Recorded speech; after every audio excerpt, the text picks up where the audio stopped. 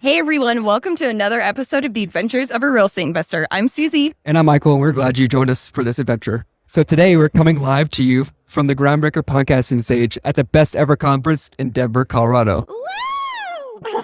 My hometown. I love it. And today our special guest is Andrew Kuntzman. No, thanks so much for joining us today. So what's super awesome though is that before this conference, Andrew and Michael and I had a great opportunity, one, to snowboard together. That was great. But before that, we had been networking for so long that like when we did get to see each other in person, it just felt so natural and normal. And that's what I love. One, about Brian Briscoe's meetup, because he's brought so many people together. It's just been amazing. So thank you for snowboarding with us. Thank you for being here. It's going to be great. Yeah, thanks for having me. I'm really glad you guys could make it to Denver. It was great to spend time with you. And like you said, it just felt completely natural, like we've known each other forever.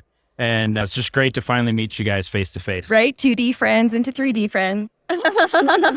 Yeah, we've been meeting quite a few people in the flesh finally, which is really cool. Andrew, why we want to bring you on the podcast is because like you have a really cool house hack, and it's a very unique take on like a house hack. And I think it's a really cool story, and I'd love you to share that with our listeners. But before we get to that, could you share with our listeners a little bit more about your background, like why you started investing in real estate? Sure. Yeah. I've always been interested in real estate. I remember tracing roof lines and stuff from the new build my parents had when I was like in third grade and looking at floor plans and figuring it out. When I was in the military, I'm like, oh, I'm going to buy a house at every duty station, all that stuff. So I've always been interested in it. But most recently was I started making good money, and I just wanted to make sure that it wasn't getting squandered. I've always wanted to be a good steward of whatever God's given me. And I was like, how do I do this and how do I do it well? I didn't really like the stock market. So I learned about multifamily syndication and being a passive investor, being accredited. I was able to do that right away. And it was just game on from there. I just was so excited to be a part of that space. So I have a question because I think it's super important. And specifically because you said you didn't like the stock market. Do you mind me asking why? Yeah, I actually do have some investments in the stock market. It's just I don't know how to be an expert at many things within the stock market, or like tracking all the different ins and outs of what's going on within that. And it felt like a game that I couldn't fully understand. So there's a few stocks that I'm like, okay, I totally get this and I'm all in on it. But those to me didn't feel like a risk. The rest of the market felt like a big risk, where real estate, it just made sense to me from a very early age.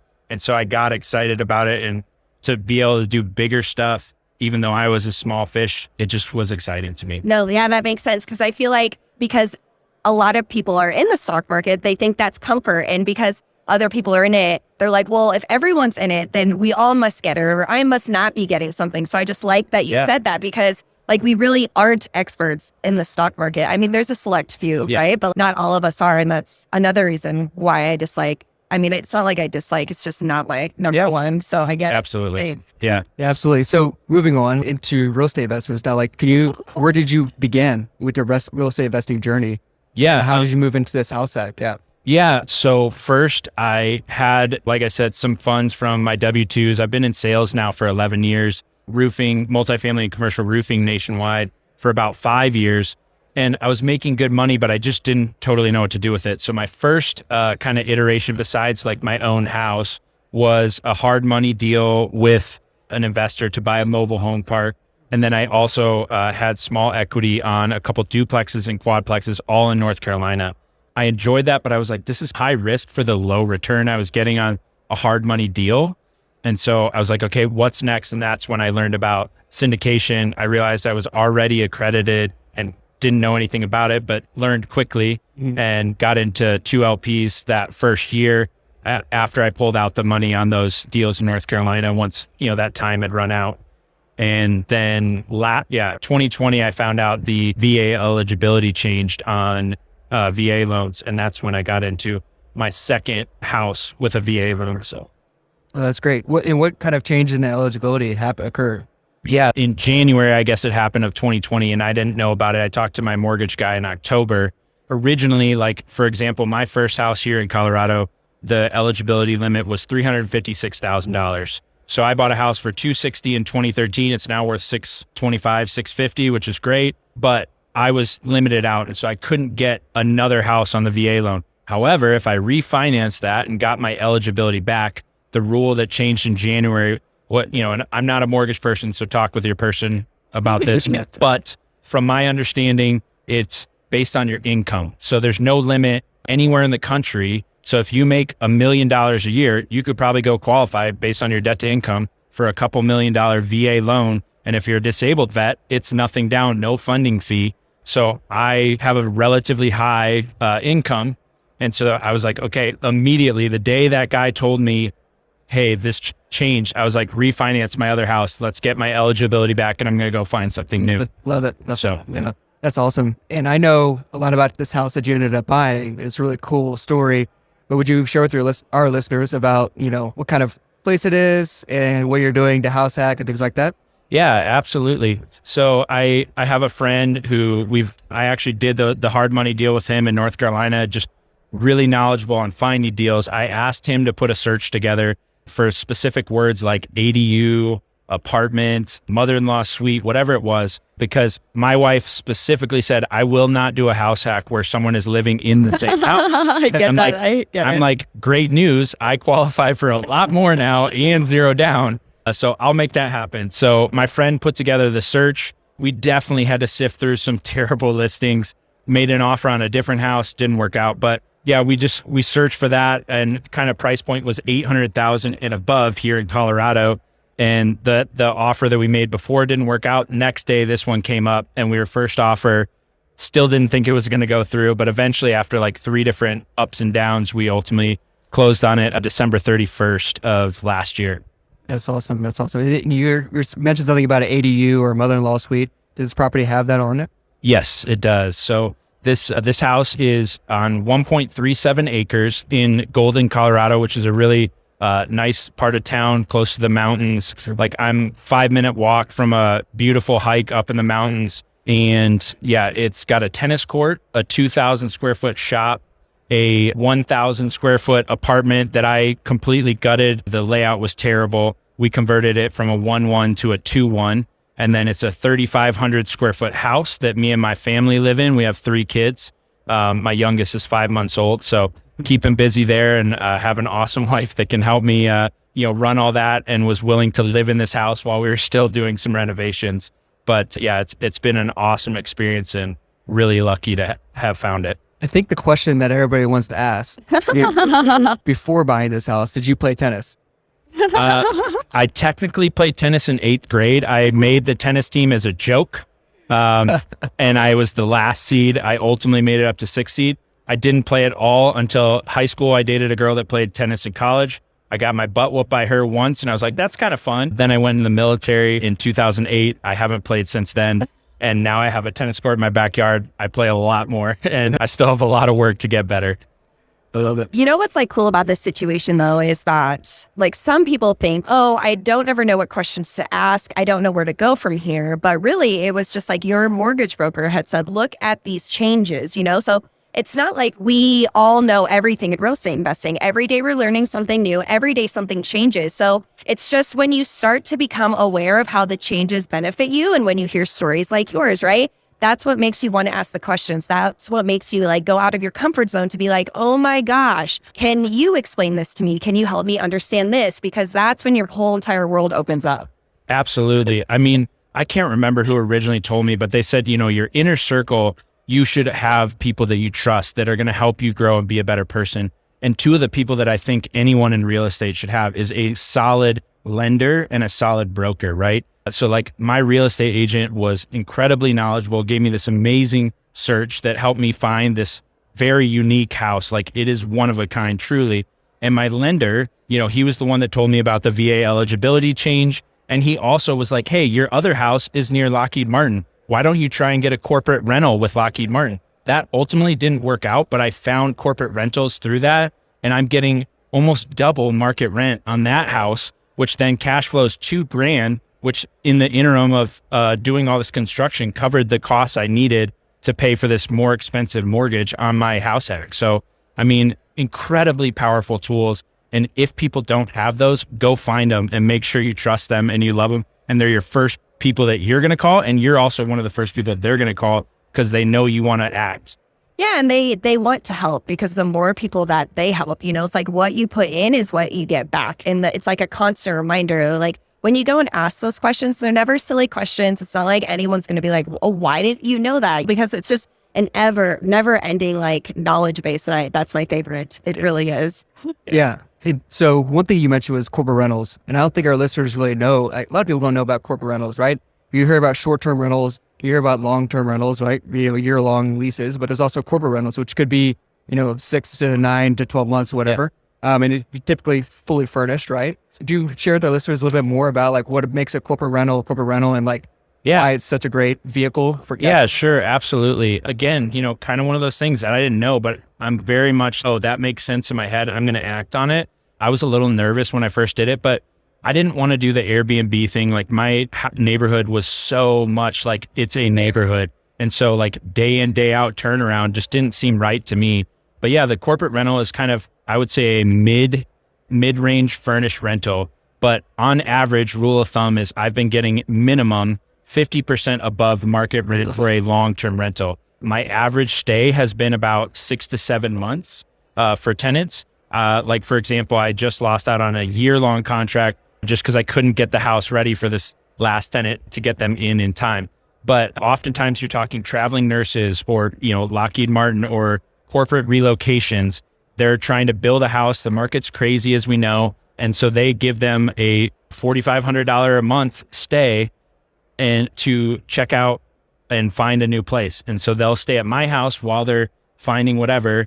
And it's a nice high-end furnished place, has insurance and all the liabilities and coverages. So you have a lot of protection, no eviction risk. And typically you're going to have a high-end, like a corporation paying for that rental. So you have low risk, less turnover.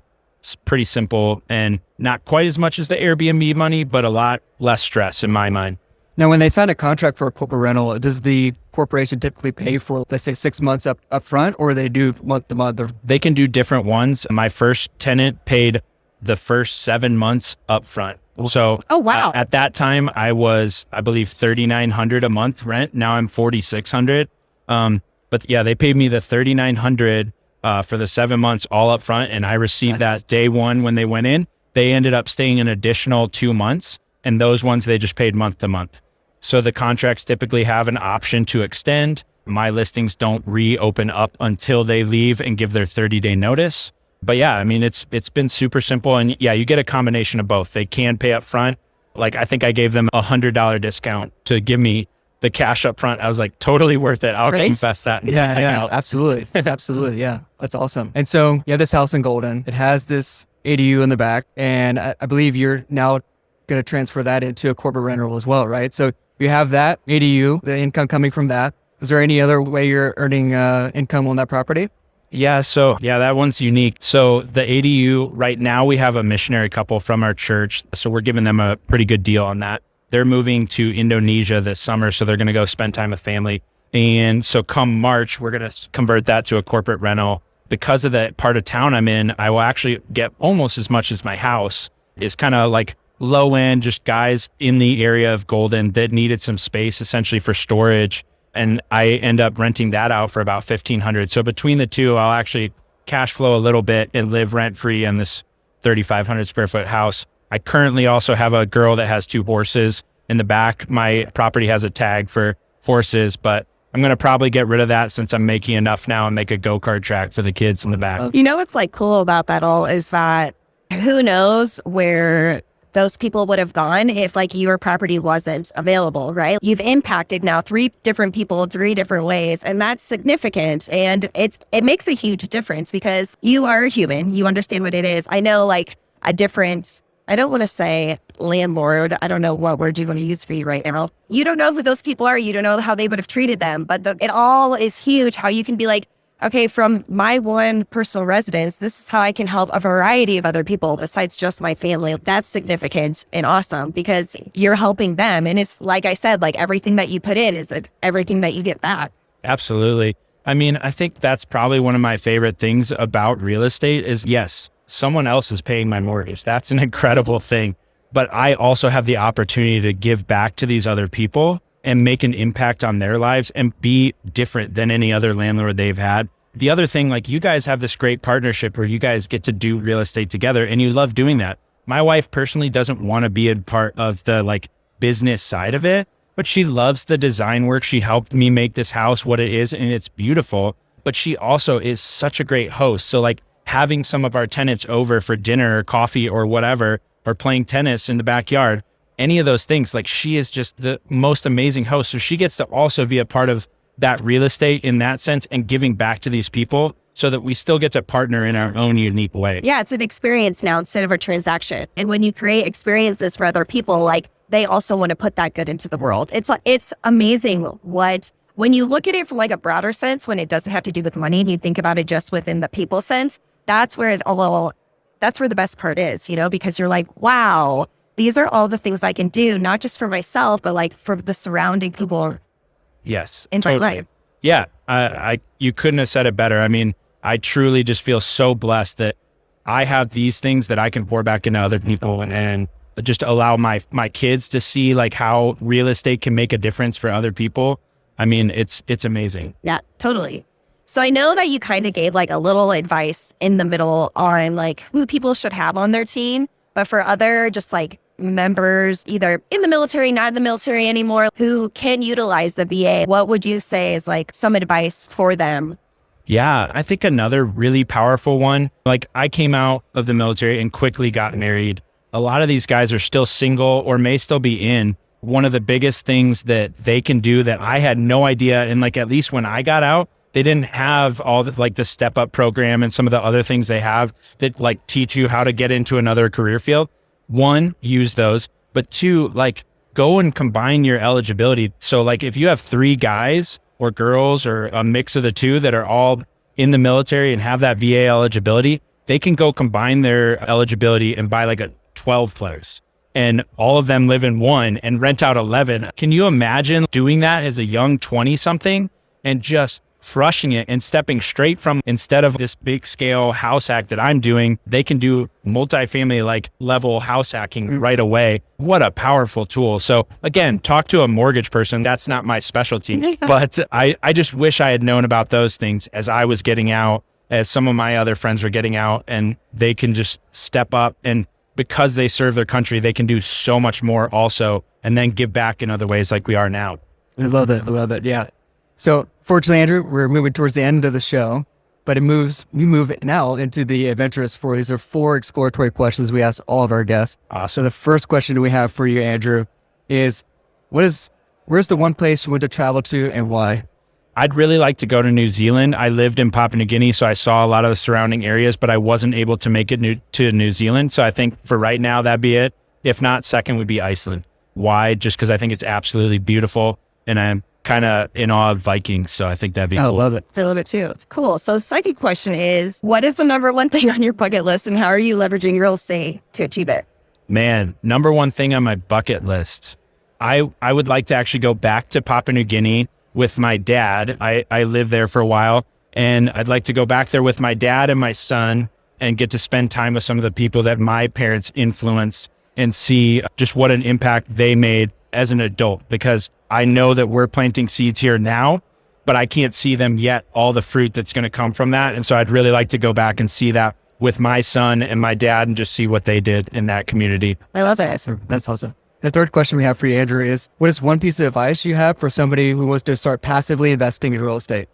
Man, I have a guy here at the conference who's started to make money roofing. He's not accredited yet. I just said, go out, start learning, and get into a deal, like whether it's become a sophisticated investor or get in on a single family or like a hard money deal like I did, but take that first step. If you don't take that step, you're missing out. So just get started. Absolutely. No, that's great. And then the fourth and final question is, if you had unlimited resources available to you, how would you leave an impact? Man, that's a tough one.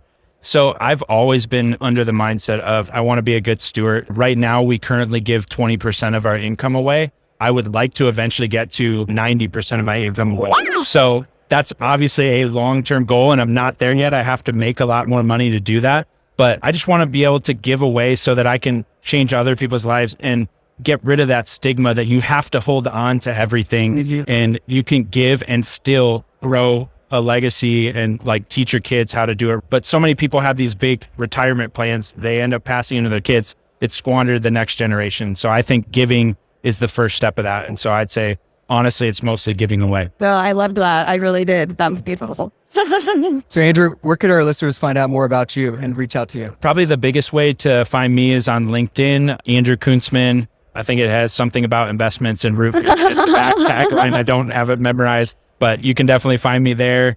And yeah, I'm there all the time. That's where most people connect with me, or find one of these other great meetups, and we'll be on there. We'll become real life friends at some point. Yeah, absolutely. And if you reach out to Andrew on LinkedIn, just make sure when you connect with him that you heard him on the Adventures of Real Estate Investor podcast, and he'll make sure to accept that connect. Absolutely. And thank you guys so much for having me. It was great snowboarding with you guys at Breckenridge. Look forward to doing stuff more in the future. Absolutely. Thank you so much. Yeah.